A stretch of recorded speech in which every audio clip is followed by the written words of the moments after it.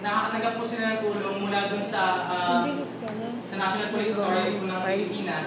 Kaya meron din po naman training yan. Problema po, minsan po nagkukulang tayo sa mga police, kukulang din po tayo sa mga trabador. Saka sinusubukan po natin sugpuin yung problema na mababa nga po yung sweldo ng police natin. Dahil meron pong research na nagsasabi naman na kapag sapat po yung sweldo ng police, mas efficient po sila kumilos.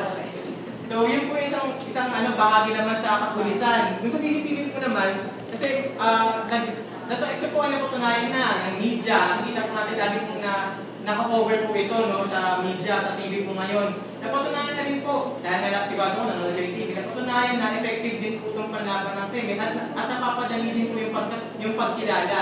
Ganun din, nagkakaroon din po ng awareness yung mga mamamayan na meron tayong mga ganitong problema.